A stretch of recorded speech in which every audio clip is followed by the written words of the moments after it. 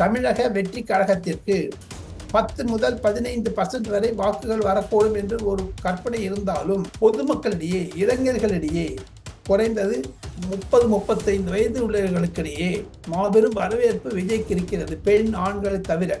ரஜினிகாந்த் மாதிரி அவரும் ஒரு தோல்வியை, கமல்ஹாசன் மாதிரி அவரும் தோல்வியை சந்தித்தாலும் ஆச்சரியப்படுவதற்கு காரணம் விஜய் ஒரு திமுகவுடைய முகமூடி.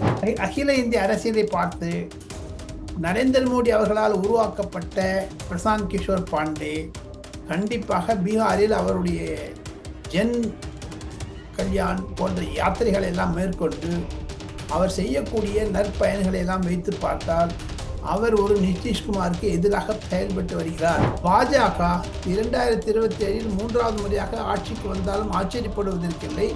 அகிலேஷ் யாதவ் போன்றவர்களை பந்தாடி இருக்கக்கூடிய யோகி ஆதித்யநாத் மாயாவதியை பூ என்று தள்ளிவிடுவார்கள். மாயாவதி அவர்கள் கண்டிப்பாக தன்னுடைய அரசியல் கோட்பாடுகளையும் கட்டுப்பாடுகளையும் அவர் அடகு வைத்து விட்டார் பாஜகவிடம் என்று தான் பலர் குற்றம் சாட்டுகிறார்கள். வட இந்தியாவில் பொதுமக்களும் சரி, வாக்காளர்களும் சரி, பள்ளி ஆசிரியர்களுக்கு சம்பளம் கொடுக்கக்கூடிய நிலைமையில் இல்லாத தமிழக அரசாங்கம் ஏன் வேண்டுமென்றே டாஸ்மாக் கடையிலும் மற்றும் போதைப் பொருட்களுக்கும் கவனம் செலுத்துகிறார்கள்? பிடிஆர் பழனிவேல் தியாகராஜனுடைய அணுகுமுறையை வைத்துக் கொண்டு பார்த்தால் போகக்கூடிய நாட்களில், வரக்கூடிய நாட்களில் தங்கம் தென்னரசு சொல்வது பொய்யாகிவிடும். தங்கம் தென்னரசு தோல்வி அடைவார் என்றுதான் என்னுடைய கருத்து. அண்ணாமலை சொல்வதில் அர்த்தம் இருக்கிறது. செல்வப்பெருந்தை எதிர்த்து டெல்லியில் முகாமிட்டிருப்பவர்கள் அனைவரும் தமிழ் வெற்றி கழகத்தினுடைய விஜய் தலைமையிலும் அதிமுகவும் சேர்ந்து கொண்டு தான் இதை செய்கிறார்கள் என்ற ஒரு கருத்து நினைவினாலும் ஏப்ரலுக்கு பிறகு இவர்கள் ராஜினாமா செய்துவிட்டு விசிகாவில் சேருவார்கள், தாவேகாவில் சேருவார்கள் என்று தான் பலர் நம்புகிறார்கள்.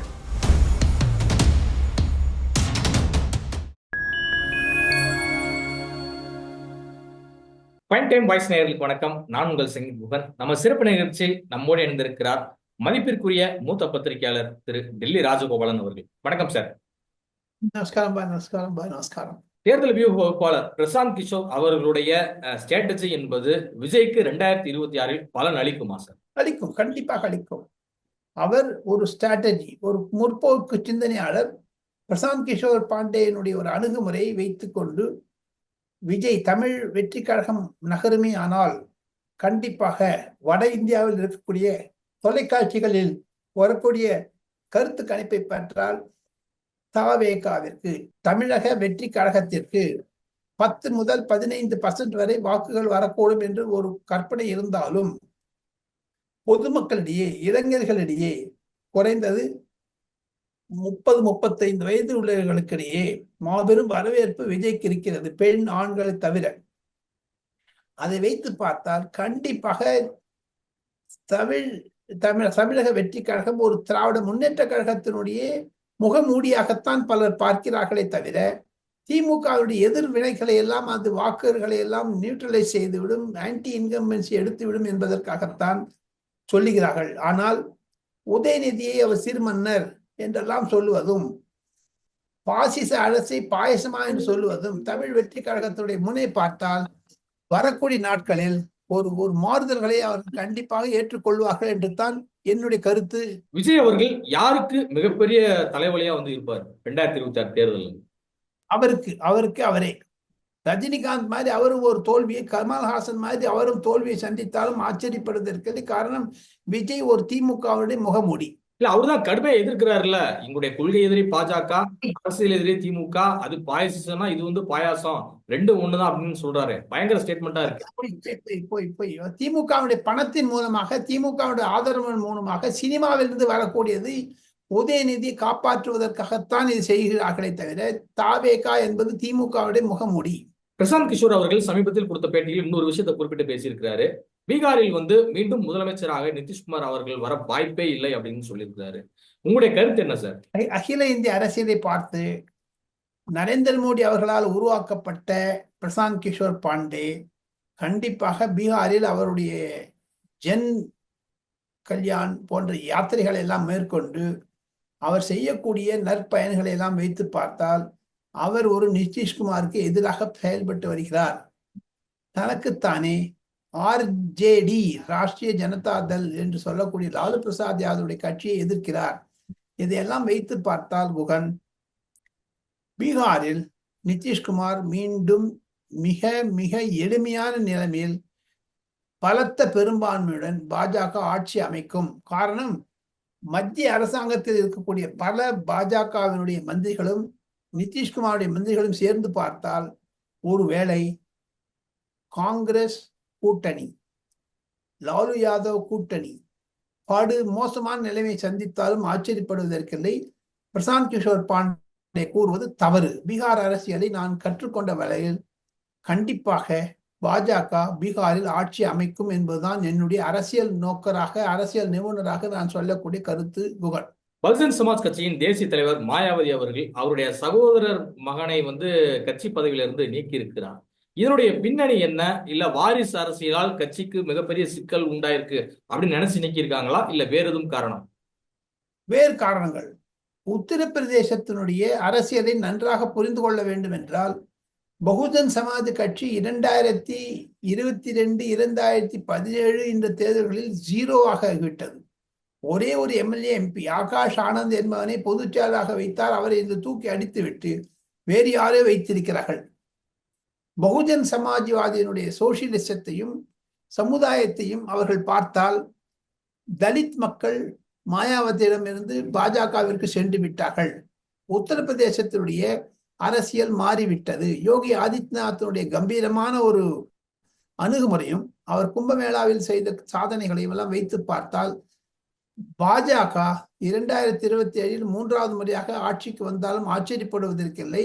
அகிலேஷ் யாதவ் போன்றவர்களையே பந்தாடி இருக்கக்கூடிய யோகி ஆதித்யநாத் மாயாவதியை பூ பூ என்று தள்ளிவிடுவார்கள், விரட்டி அடிப்பார்கள். மாயாவதியும் அதற்காக ஒரு சம்பந்தத்தை வைத்துக் கொண்டு, தன் கட்சி பலவீனமானதை வைத்துக் கொண்டும், தலித் அரசியல் பாழடைந்து விட்டது என்று சொன்னாலும், இந்த உத்தரப்பிரதேச பாடத்திலிருந்து லெசன்ஸ் லேர்ன்ட் ஃப்ரம் உத்தரப்பிரதேஷ் என்று சொல்வார்கள் ஆங்கிலத்தில், அதை வைத்து பார்த்தால் தமிழகத்தில் திருமாவளவன் தன்னுடைய அரசியல் தலித் நாடக செயலி கடையை மூட வேண்டும் என்பதுதான் என்னுடைய கருத்து. அவர் போதாத குறைக்கு மாயாவதி அவர்கள் கண்டிப்பாக தன்னுடைய அரசியல் கோட்பாடுகளையும் கட்டுப்பாடுகளையும் அவர் அடகு வைத்து விட்டார் பாஜகவிடம் என்று தான் பலர் குற்றம் சாட்டுகிறார்கள் வட இந்தியாவில். மாயாவதியுடைய அரசியல் படு மோசமாகிவிட்டது. கிரிக்கெட் வீரர் ரோஹித் சர்மா அவர்கள் குறித்து காங்கிரஸ் செய்தி தொடர்பாளர் ஷாமா முகமது தெரிவித்த கருத்து என்பது பலத்த சர்ச்சையை ஏற்படுத்தி இருக்கிறது. இது அவருடைய தனிப்பட்ட கருத்துன்னு எடுத்துக்கலாமா, இல்ல காங்கிரஸ் கட்சியின் கருத்துன்னு எடுத்துக்கலாமா? காங்கிரஸ் கட்சியுடைய கருத்து தானே. அந்த அம்மா பேச்சாளராக இருக்கும்போது தன் கட்சியில டெலிட் பண்ணிட்டாங்களே அந்த ட்விட்டர் ஹேண்டில், எக்ஸ் பதத்திலிருந்து ஏன் எடுத்து விட்டார்கள்? காரணம், மல்லிகார்ஜுன் கர்கே கோவப்பட்டார். ரோஹித் சர்மா என்பவருக்கு பல ஆதரவாளர்கள் இருந்தாலும் அவர் குண்டாக இருக்கிறாரா, ஒல்லியாக இருக்கிறாரா, ஓட முடியுமா, ஓட முடியாதா பற்றி நிர்ணயிப்பதற்கு ஷாமா முகமது யார்? ஒன்று. இரண்டாவது, எந்த சமயத்திலும் காங்கிரஸ் தலைவர்கள் போடக்கூடிய ட்விட்டர் ஹேண்டில், எக்ஸ் தளத்தில் போடக்கூடிய ட்வீட் எல்லாம் எதிர்க்க வேண்டும், டிலீட் செய்ய வேண்டும் என்று மல்லிகார்ஜுன் கர்கே மீண்டும் மீண்டும் கூற, உதாரணத்திற்கு மணிப்பூர் விஷயத்தில் சிதம்பரம் அவர்கள் ஒரு ட்வீட் போட்டார்கள். மல்லிகார்ஜுன் கர்கே அந்த ட்வீட்டை எடு என்று சொன்னார்கள். சிதம்பரத்துக்கு மூக்கு உடைஞ்ச மாதிரி ஆயிடுச்சு, கோபம் வந்துருச்சு, மூக்க பொத்தின் கோபம் வந்துருச்சு. எதற்காக? தன்னுடைய நிலைப்பாட்டிலிருந்து ஏதோ அரசியல் செய்வதாக சிதம்பரம் தமிழகத்தில் இருந்து கொண்டு மணிப்பூரை பற்றி பேசுகிறார். மணிப்பூர், இவர் உள்துறை அமைச்சராக இருந்த பொழுது மணிப்பூருக்கு ஒரு முறை சென்று இருக்கிறார் கேளுங்கள். ஆக மொத்தம் சிதம்பரம் ட்வீட்டை எடுத்தது மல்லிகார்ஜுன் கர்கே சொன்னது மூலமாக. காங்கிரஸ் ஷமா முகமது ரோஹித் சர்மாவை பற்றி எடுத்தது. ஆக மொத்தம் டெலிட் டெலிட் டெலிட் என்று சொன்னால், பொதுமக்களும் 2026, 2029 பொது தேர்தலில் ஏற்கனவே 2014-19 செய்த மாதிரி பொதுமக்களை, வாக்காளர்களே காங்கிரஸை டெலிட் செய்து விடுவார்கள் என்று தான் கேலியாக சொல்லுகிறார்கள் வட இந்தியாவில். ஷமா முகமது அது மாதிரி ட்வீட் போட்டதை தவறு என்று தான் பல அரசியல் நோக்கர்கள் கருதுகிறார்கள். இன்றைக்கு முதலமைச்சராக இருக்கக்கூடிய மு.க. ஸ்டாலின் அவர்கள் எதிர்க்கட்சி தலைவராக இருந்த போது அதிமுக தமிழ்நாட்டினுடைய கடன் சுமையை அதிகரிச்சுட்டு போயிடுச்சு, தமிழ்நாட்டை கடனாளி ஆக்கிருச்சு, கிட்டத்தட்ட 5 லட்சம் கோடி கடனை வாங்கி தமிழ்நாட்டு மக்களுடைய சுமையை அதிகரிச்சிருச்சு அப்படிங்கிற கடுமையான விமர்சனங்களை முன்வைத்திருந்தார். ஆனா இன்றைக்கு தமிழ்நாட்டினுடைய கடன் வந்து 9 லட்சம் கோடியா வந்து நெருங்கி இருக்குது. இது குறித்து அண்ணாமலை அவர்கள் ஒரு கடுமையான ஒரு விமர்சனத்தை முன்வைத்து ட்விட் வந்து போட்டிருக்காரு. அவங்க அடிச்ச கமிஷன் எவ்வளவுன்னு சொல்லி அப்ப நீங்க கேள்வி கேட்டீங்க. இப்ப இந்த 9 லட்சம் கோடியில நீங்க அடிச்ச கமிஷன் எவ்வளவு அப்படின்னு சொல்லி கேள்வி எழுப்பி இருக்கிறார். இது திமுகவிற்கு ஒரு பெரும் அதிர்ச்சியை ஏற்படுத்தி இருக்கா? கண்டிப்பா கண்டிப்பா மத்திய நிதித்துறை அமைச்சர் இருக்கக்கூடிய அதிகாரிகள் கூட அண்ணாமலை சொல்வதைத்தான் வரவேற்கிறார்கள். இருப்பினும் அண்ணாமலை சொல்வது சரியான பாடலாக இருந்தாலும் தங்கம் தென்னரசு இது பற்றி எதிர்கருத்துக்களை தெரிவித்திருந்தாலும் மரியாதைக்குரிய முதலமைச்சர் மு.க.ஸ்டாலின் அவர்கள் 9 லட்சம் கோடி ரிசர்வ் வங்கியிலிருந்தும் கடனாக பெற்றது தவறு. தமிழக அரசாங்கம் கூடிய விரைவில் பைனான்சியல் எமர்ஜென்சி சொன்று நீக்கப்படும். பொதுமக்களும் சரி, வாக்காளர்களும் சரி, பள்ளி ஆசிரியர்களுக்கு சம்பளம் கொடுக்கக்கூடிய நிலைமையில் இல்லாத தமிழக அரசாங்கம் ஏன் வேண்டுமென்றே டாஸ்மாக் கடையிலும் மற்றும் போதைப் பொருட்களுக்கும் கவனம் செலுத்துகிறார்கள்?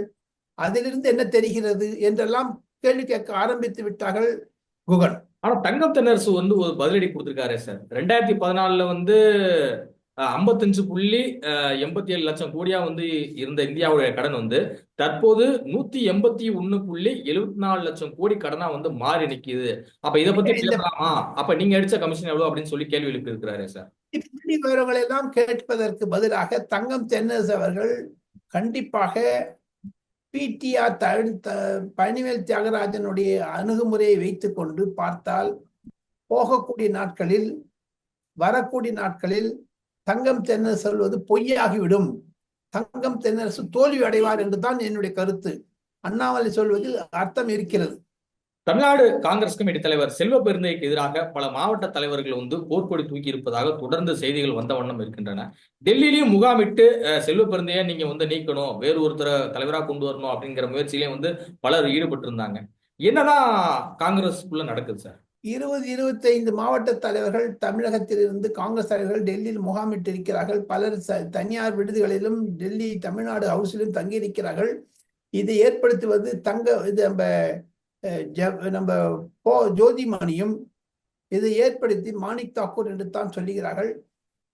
பிரியங்கா காந்தி சந்தித்தார்கள். ராகுல் காந்தியும் மல்லிகார்ஜுன் கர்கேயும் சந்திக்க மாட்டேன் என்று சொல்லிவிட்டார்கள். இதையெல்லாம் எதை காண்பிக்கிறது?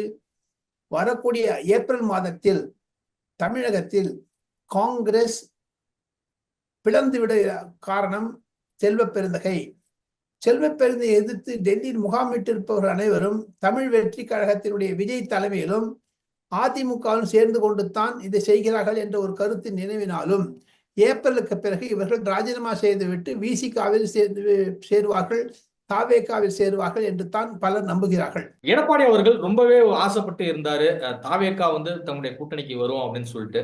ஆனா அவங்க வந்து நோ சொல்ல என்னதான் சார் ரீசன்? நோ சொல்லவே இல்லை. யார் சொன்னாங்க நோ சொல்லிட்டாருன்னு? ஒன்னும் சொல்லவே இல்லை. நோ ஓப்பனா தானே வச்சிருக்காரு. கதவு திறந்துதான் இருக்கிறது, மூடப்படவில்லையே. இன்னும் நாட்கள் இருக்கின்றன. இதெல்லாம் பொது நிகழ்வுகளாக நீங்கள் சீரியஸாக எடுத்துக்கொள்ளக்கூடாது என்று தான் நான் கருதுகிறேன். தாவேகா ஒரு திமுகவுடைய முன்னணி என்று தான் சொல்ல முடியும். பாமக வந்து ஏற்கனவே சில கூட்டங்கள்ல வந்து சொல்லியிருக்கு தமிழ்நாட்டில் வந்து 2026 கூட்டணி ஆட்சி தான் அப்படின்னு சொல்லி.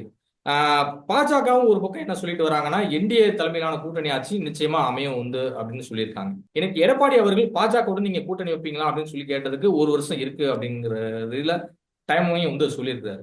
சோ அப்படி பார்க்கும்போது ஒரு கூட்டணி ஆட்சிக்கு தான் அடுத்த முறை வந்து அதிகபட்ச வாய்ப்பு இருக்கா?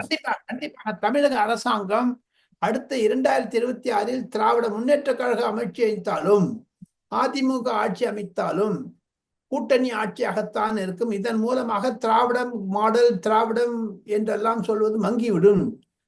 கூட்டணி அரசாங்கம் வந்தால் காங்கிரசிற்கு உள்துறை கொடுப்பார்களா, கல்வித்துறை கொடுப்பார்களா தெரியவில்லை. விசிகாவிற்கு எந்த துறை கொடுப்பார்கள்? அதற்கு முன்னதாக காமன் மினிமம் ப்ரோக்ராம் வேண்டும் என்று சொல்லுவார்கள்.